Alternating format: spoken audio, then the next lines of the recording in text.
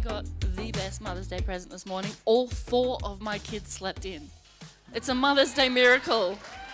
I woke up at 7:30 and thought everyone was sick. I was like, what's wrong? What's happened?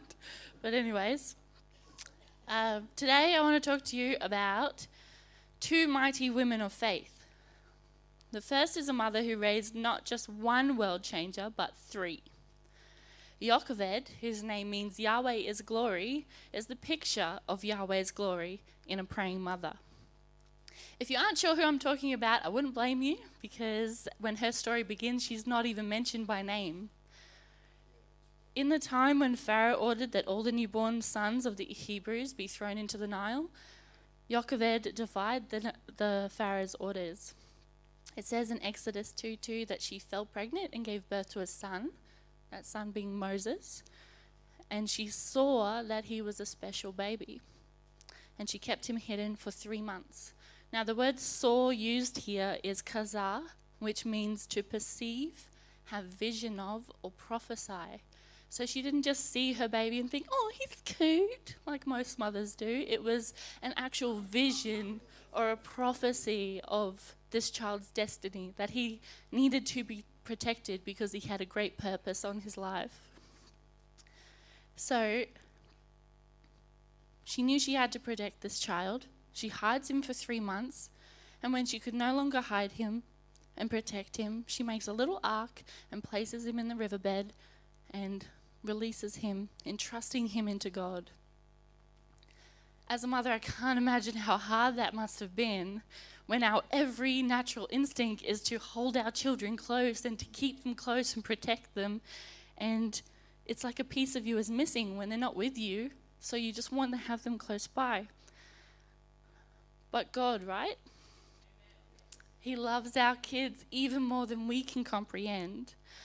Jochebed's faith in God gave her strength she needed to release Moses into his destiny.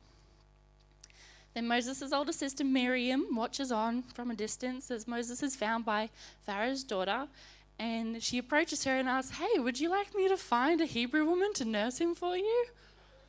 Convenient much? So Pharaoh's daughter says to Jochebed, here, take this baby and nurse him for me, and I'll pay you for your help. Jochebed not only saves her son's life, but now because of her faith, she's now being paid to raise her own child. I wish I was getting paid to raise my own kids.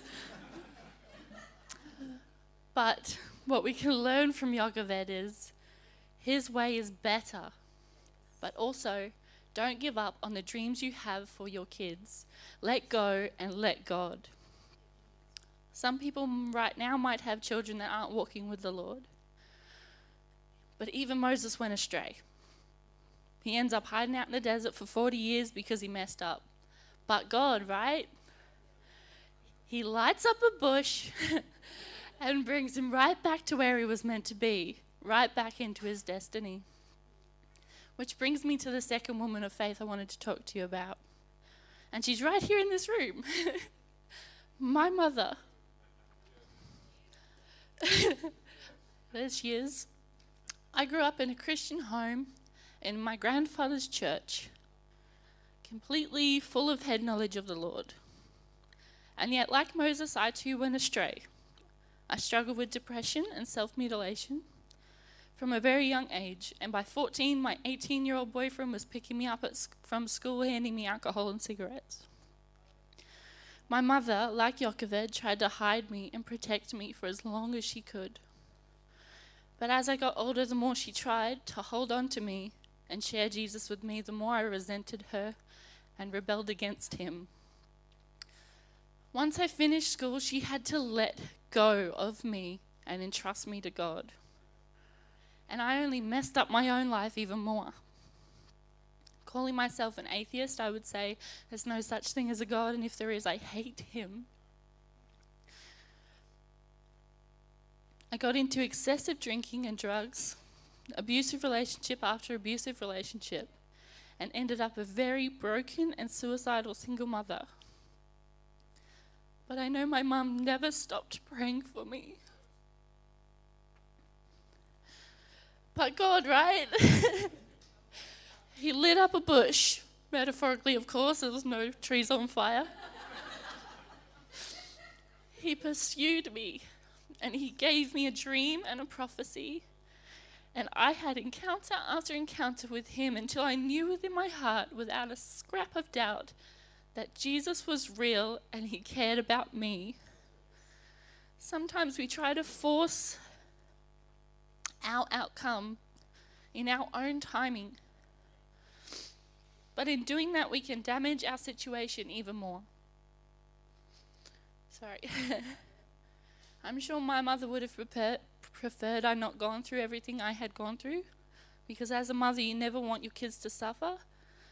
But without my suffering, I wouldn't have this desperation and passion for my Savior that I have now.